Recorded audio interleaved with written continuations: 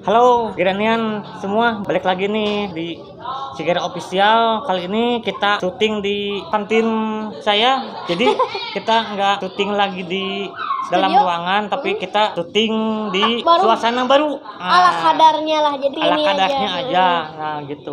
Nah sekarang kita kedatangan tamu yang spesial lagi, karena di konten ini menghadirkan tamu-tamu yang spesial semuanya, yaitu Micil, Mimin kecil. Oke Mimin semuanya, kecil. halo. Jadi Coba perkenalan aja, saya kenalan itu langsung. Mimin kecil itu singkatan dari admin kecil atau Admin Mimin kecil. kecil. Kan Mimin itu plesetan dari admin. Oh gitu. Makanya kenapa sekarang saya itu menamakan itu Micil. Micil. Sebetulnya sejarahnya sebelum nama Micil tuh bukan Micil loh. Apa gimana? Mamang Zazat. Mamang Mamang Jajat. Zazat. Kenapa sih Mamang Jajat? Karena gini, saya Mamang itu kan karena om dari 12 keponakan. Terus kalau Zazat itu dari nama asli. Nah, nama asli saya nih di sini di-spill, cuma di konten segera aja nama asli saya disebutin. Nama asli saya Zatnika Ruganda. Zatnika Ruganda. Zatnika Ruganda. Makanya disingkat jadi Mamang Zazat. Mamang Jajat. Nah, ternyata setelah sekian lama bergelut dengan food vlogger, terus saya kan keganggu juga nih sama kegiatan kuliah yang namanya pengerjaan skripsi. Nah, pas pengerjaan skripsi itu saya gak mau ada yang mengganggu sama sekali, gak ada yang mau mengganggu apapun itu, termasuk konten. Ya. Konten semuanya dilupakan. Nah, ketika lulus kuliah nih guys nih sejarahnya. Lulus kuliah. Terus saya tuh pengen upload konten lagi nih. Tapi ternyata nama Mamang Jajat tuh ternyata udah tenggelam, udah gak laku. Nah, gimana caranya sih supaya Mamang Jajat itu pertama mudah diingat, kedua mudah dilafalkan oleh orang awam. Kalau Mamang Jajat kadang orang lain bisa baca laptop kan? Bisa keselimpat bicaranya. Banyak juga yang lain juga gitu. Nah, gitu. Nah, kalau Micil lebih kalau Micil itu lebih mudah diingat. Kalau disapa sama orang-orang, Micil, ini lebih enak. Kalau Mamang Jajat agak ribet. Friendly gitu kan ya. Lebih friendly gitu. Nah, sebelum lanjut gitu kan ya. Kan sejarahnya gitu kan. Mamang Micil ini teh dari 8 bersaudara. 5. 5 bersaudara. Ada nggak dari kelima saudara ini yang seperti Mamang Micil ini gitu? Micil. Oke, jadi sebetulnya untuk hobi food vlogger itu sebetulnya saya sendiri. Karena keempat lainnya nggak ada yang berbakat, apalagi di depan kamera. Semuanya itu nggak pada pede di depan kamera. Jadi pada malu-malu. Terus mereka kan mungkin ya punya kesibukan tersendiri, jadi akhirnya nggak bisa mengikuti seperti jejak saya. Gitu.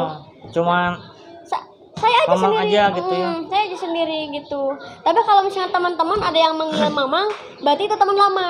Kalau manggil Micil berarti itu teman baru gitu. Teman baru. Jadi membedainnya gitu. Mamang gitu. Kalau ini segera itu manggilnya Mamang. Karena kenapa? Ini teman baru, teman lama. Teman lama. Sebab sejak saya nama channelnya itu Mamang Jajat. Nah guys, sebelumnya Mamang Jajat ini pertama kali saya kenal Mamang Jajat ini teh di komunitas YouTube kan ya? YouTuber Garut. YouTuber Garut. Waktu itu saya kan bikin konten soal YouTube. Mau gabung sama komunitas YouTube. Kebetulan juga teman saya gitu. Namanya boleh disebut nggak sih? Boleh. Gilang gitu ya. Namanya punya katanya komunitas YouTube, dimasukin lah saya. Nah ketemu Mamang Jajat ini, Mamang Jajat ngobrol-ngobrol lah soal ini YouTube dan sebagainya lah gitu kan. Iya. Terus ketemu juga di game nih. Pernah satu match bareng di game COD, masih ingat saya. Call of Duty Mobile. Waktu dulu pernah ikut kompetisi juga, pernah mabar juga. Ternyata gak nyangka waktu saya match bareng itu sama Mamang Sigera. Saya gak nyangka, saya gak janjian bakal main bareng sama Mamang Sigera. Tahu-taunya ternyata kok ini mah tahu loh, ini satu komunitas gitu. Lo kok kenal gitu kan? Lo kok tahu? Ya udah. Balik lagi nih di konten gitu kan. Saya kan melihat perjuangan atau sih sejarah gitu tuh. Perjalanan mungkin ya. Perjalanan Mamang Jajat yang awalnya food vlogger gitu ya. Terus sekarang masih kan ya? Masih food vlogger. sama vlogger. bisnis juga, bisnis ST Oh, bisnis. nah, ST juga kan gitu. Terus apa sih yang bisa memotivasi Mamang Jajat sampai sekarang gitu? Bisa sampai sekarang gitu. Sebetulnya gak ada kata-kata motivasi yang kata mutiara. Kata-kata Sebetulnya mah gini, lamun mana aya kakeyang sok lakukeun itu. Cek sebenarnya nama. Kalau kamu ada kemauan, langsung lakuin. Jangan cuma niat doang. Karena kenapa? Kalau ide tanpa aktualisasi itu sama aja nol. Bohong gitu. Bohong. Jadi, ide banyak tapi gak ada aktualisasi. Fuck. No. Ya, fuck gitu ya. Fuck no. Bullshit. Terus ya yang penting mah mungkin ya kalau ada ide apa gitu ya, langsung nggak usah laksanain. banyak mikir gitu kan ya. Nggak usah banyak mikir. Jadi Lakuin kalau ada aja, ide gitu. langsung coba. Jangan takut gagal karena kita masih muda. Habiskan dulu masa-masa untuk gagalnya. Gagal. Gitu. Karena masih muda itu rentan sama kegagalannya. Nah, pasti. Mending gagal kan ya, mending ya. Mending gagal pada usia muda gagal. daripada gagal saat usia tua. Nah gitu ya. Karena kalau usia tua keburu kehabisan nih umurnya. Keburu habis, keburu. Bagus sih, saya juga terinspirasi juga sama Mamang Jajat, segala yang dibisa gitu ya, digarap gitu ya. Jadi saya juga ini bikin konten lagi juga karena salah satunya Mamang Jajat ini gitu. Micil, apa? ini sampai kaosnya bikin sendiri iya, nih Micil. Tuh, Mimin Micil. kecil sampai bikin kaosnya di sablon. Mimin Jadi kecil, jadi jangan salah loh, meskipun baju cuma di branding doang ini tuh salah satu identitas. Jadi wah keren nih ini Micil sampai pakai seragamnya dong, sampai ada logo Micilnya. Berarti itu sangat salah satu menandakan keseriusan kita dalam konten. Nah untuk ke depan nanti Mamang segera juga bikin kaos yang logo ada di dalamnya itu ada logo channelnya. Jadi sebagai identitas juga kalau misalkan diundang ke podcast lain. Nah jadi lebih terkenal nih. Micil. Identitas gitu kan ya. Makanya dari tadi saya gini nih supaya kelihatan Micil. Tepat ngopi kan ada nama Micil. YouTuber kan gitu ya misalnya. Nah gitu. Wah seneng YouTuber apaan tuh? Nggak tahu. Ya gitu makanya itu sebuah Tapi identitas. kalau misalkan bikin konten tiap hari, oh ini yang suka bikin konten YouTube ngobrol-ngobrol kan iya, tahu. gitu. Kemarin pengalaman saya emang waktu di kantin Bu Iam. Di Iam di kantor gitu kan ada kan menjeng di motor saya tuh ada yang stiker apa sih namanya teh segera juga kan ada yang kalau waktu kemarin tuh ada kata-kata harta tahta wanita nah gitu kan saya diganti jadi harta tahta segera gitu. nah pas yang ngopi juga di situ ngeliat harta tahta segera naon ya kata teh apa sana waduh kata aku teh dari situ dalam hati kecil berkata sedih gede kurang terkenal karena ya dipikir-pikir juga nya ke motivasi juga gitu karena identitas itu pentingnya juga walaupun kita belum bisa berkualitas konten tapi kalau setiap hari upload konten mungkinnya bisa setiap hari meningkat gitu ya. Nah saya juga mau nanya gini Mang dari kemarin tuh gini Micil tuh terinspirasi dari mana sih sebetulnya awal mulanya teh? Nggak ada inspirasi apapun, hanya pertama muncul nama Micil itu tiba-tiba terbesit di dalam kepala. Lagi ngopi atau? Lagi ngopi nih ngelamun. Kayaknya kalau misalkan bikin atau rebrand sebutnya brand ulang dari nama Mamang Jajat apa ya? Yang pertama apa? Salah satu indikator untuk terkenalnya sebuah brand adalah mudah diingat pertama mudah diingat dan kedua nggak susah untuk pelafalan. Tiba-tiba terbesit lah Mimin admin. Saya kan kecil. Nah ya udah Micil aja langsung terjadi. Hari itu juga langsung saya nyari vendor buat untuk desain. Terus kedua nyari vendor buat baju-baju buat sebagai macam peralatannya sampai sekarang minimal ini udah jadi gitu. Jadi akhirnya dari yang tadi saya bilang dari aktualisasi harus ada ide langsung ada dari ide harus ada aktualisasi. Dan dari ide Micil langsung jadiin. Semua konten-konten Mamang Jajat dari Instagram maupun YouTube semuanya dihapus. Karena kenapa? Itu namanya salah satu konsekuensi. Konsekuensi. Jadi maksudnya gimana sih? Jadi kalau misalkan kita mau brand baru Micil, masa ada konten Mamang Jajat jadi harus dihapus dulu. Akhirnya bikin konten baru, semuanya micil gitu. Gak boleh ada 2 merek dalam satu akun, meskipun orangnya sama. Gitu ya? Gitu, gak boleh. Harus gitu? Sebetulnya harus gitu. Jadi kalau mau ganti merek, mau bikin akun baru ataupun yang akun sebelumnya dihapus total videonya. Gitu. Jadi akhirnya semuanya sekarang konten-konten yang dari Mamang Jadet itu udah hilang, udah dihapus. Tapi konten-konten niche-nya sama aja. Niche-nya itu sama aja, ke kuliner, ke hobi food blogger nge-review. Gitu. Enggak sampai melenceng ke niche yang lain gitu, enggak. Kalau gini Mang, food vlogger kan ya, saya kan masih belum paham nih. Food vlogger tuh apakah gratis makanannya atau di endorse teh? Gimana sih?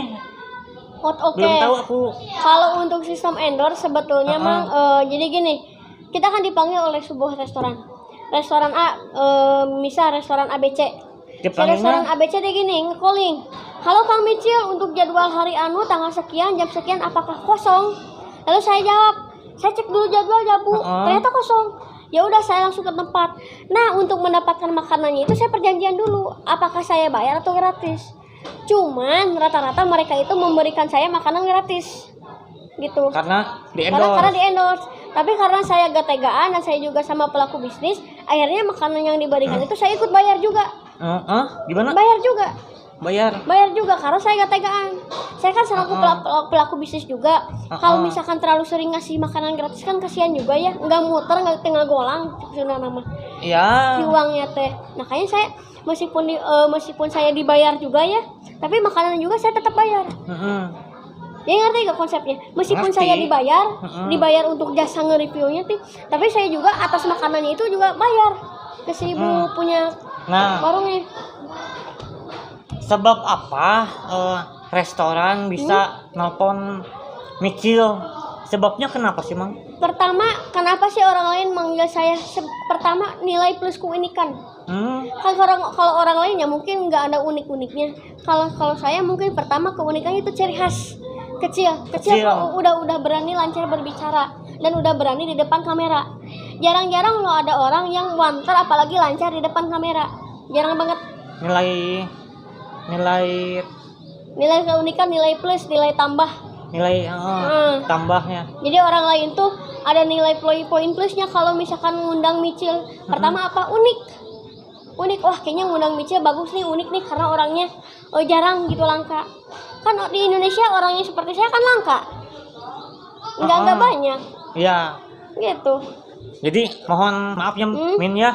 Misalkan kita keterbatasan fisik itu nggak bisa menutup kemungkinan ya buat berkarya atau apa kan ya. Mau kita kecil, maaf ya kan, bukannya ini mau kita kecil mau kita gede juga, tapi kalau berkarya itu nggak ada batasan mungkin ya. Nggak ada batasan. Bukan jadi, mungkin ya. Gini, sebetulnya netizen sama Mamang Sigera, sebetulnya jangan jadikan sebuah keterbatasan menjadi sebuah alasan untuk tidak berkarya. Itu quotes dari Micil nih. Barusan spontanitas saja berbicara seperti ini karena emang itu sesuai dari lubuk hati saya yang paling dalam. Luar biasa. Jangan jadikan keterbatasan sebagai sebuah alasan utama untuk tidak berkarya. Semuanya harus berkarya. Bahkan maaf, di TV-TV orang yang disabilitas saja yang nggak punya tangan, nggak punya tak kaki bisa melukis dengan mulut. Gitu. Jadi kita yang orang sempurna aja punya tangan, punya kaki, kok ada alasan malas? Kenapa tuh? Nah itu yang harus dipertanyakan dalam dirinya itu. Gitu.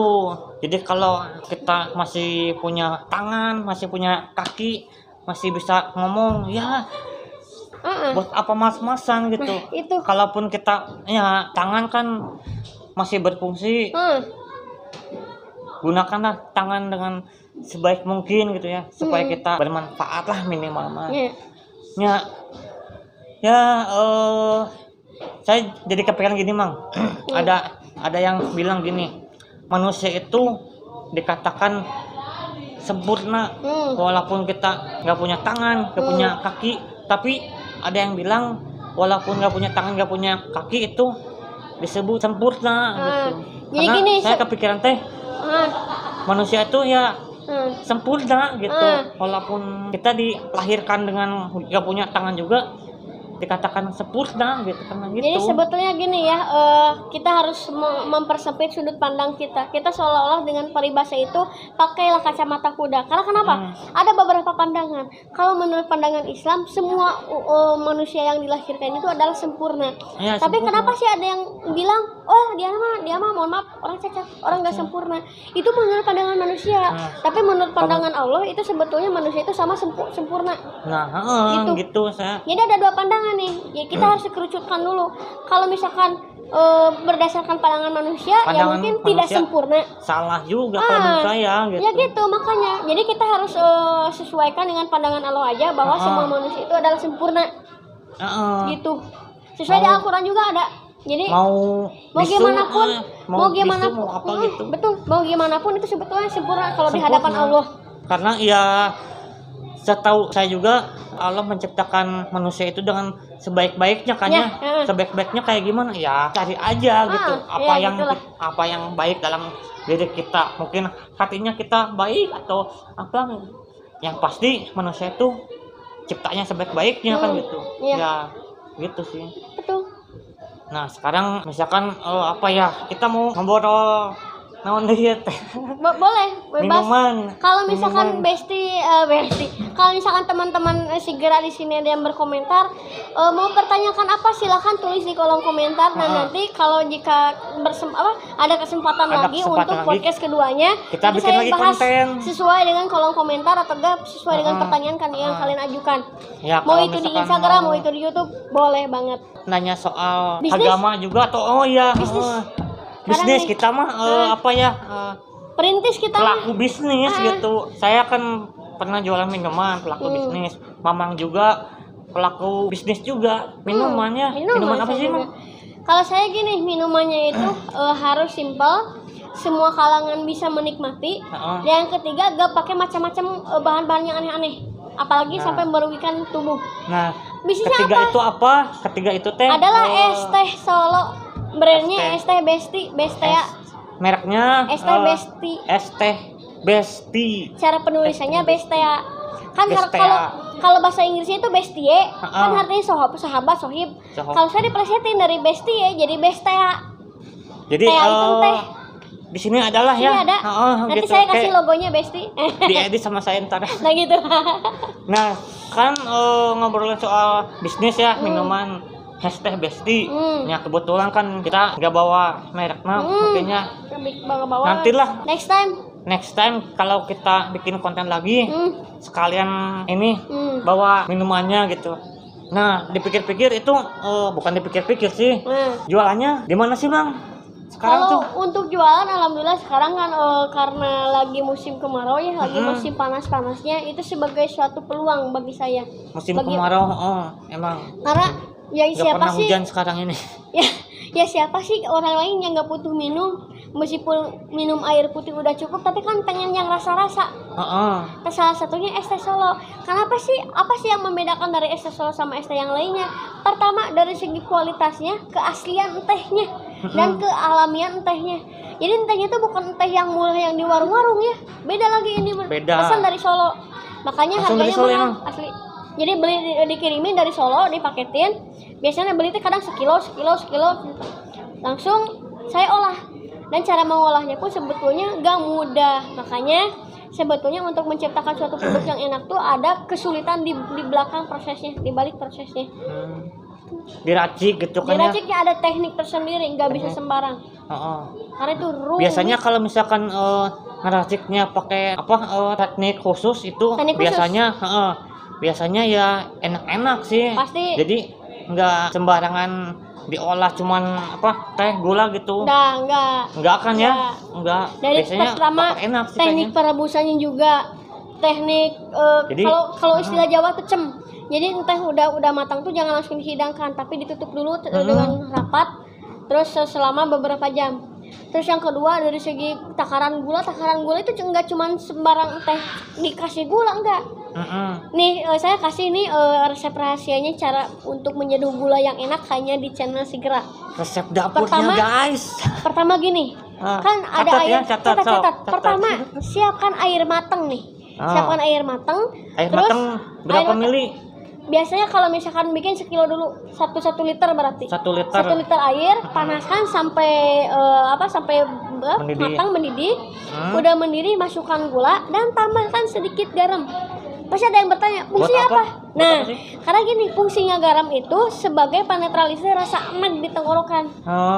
Kalau misalkan kita juga makan bakso atau enggak makan sayur-sayuran, pasti ada gula sama garam.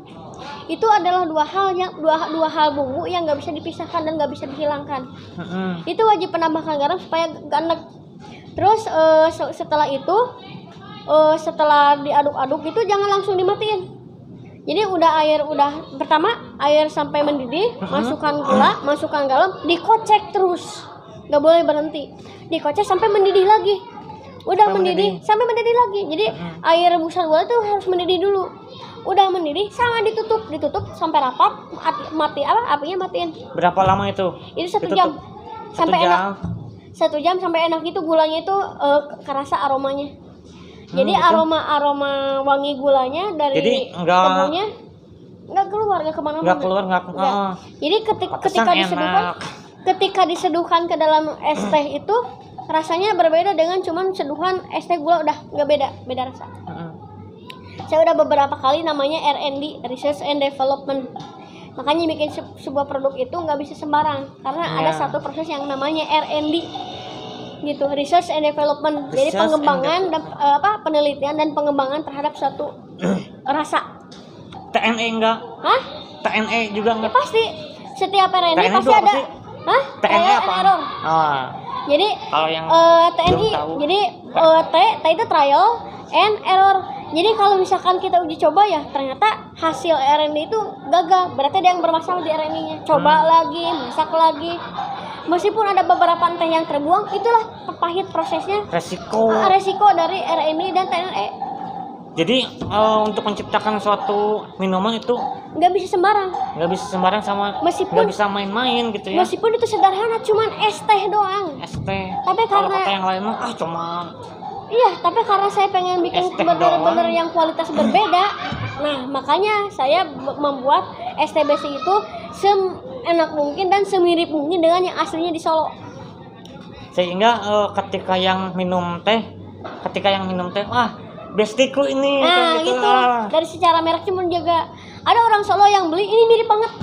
Mirip banget sama katanya. Yang Solo. Saya yang asli dari Solo. Mbah gitu. Kakung saya pernah bikin es teh tuh kayak gini rasanya dan ini mirip. Nah setelah dia ke Garut, jadi dia flashback mengingat masa kecil dia waktu dulu sama mbahnya sama Mbah Kakung. Ada yang sampai kayak gitunya, berarti itu salah satu indikator bahwa saya tuh berhasil untuk membuat orang flashback lagi, apalagi orang Solo asli ya. Gitu. Udahlah, nggak usah banyak ngobrol. Minggu pokoknya harus ke apa? Ya ada saya buka gerai juga setiap hari Minggu di Jalan Rancabangu. Jalan Rancabangu. Pagi-pagi kan ya? Pagi-pagi wajib pagi-pagi karena di sana tuh kalau udah siang biasanya udah pada mulai bubar. Jadi maksimal itu dari subuh sampai jam 11. Setiap hari Minggu. Ada kedai es teh besti. Jangan es teh yang lainnya, ingat ya, beda. Kan saya kemarin pas waktu jalan-jalan banyak tuh es teh gitu. Es teh brand lain. Tapi saya ngelihat yang paling ketika ngeliat gitu ya. Ngeliat apa sih bahasa Indonesia? Ngeliat gitu. Nengok kan. Nengok set. Oh, besti. Yang paling menarik emang kiosnya es teh besti sih. Beda. Ngeliat pas ngeliat yang jualnya mana kok nggak ada pas gini. Oh ada. Maaf Bang ya. Saya kadang agak ngumpet kalau jualannya. Nggak, bercanda sih emang. Yang paling menarik itu sih, yang paling pencolok gitulah. Emang ya gitulah. Pokoknya kalau misalkan mau nyoba minumannya langsung aja datang ke Rancabangu di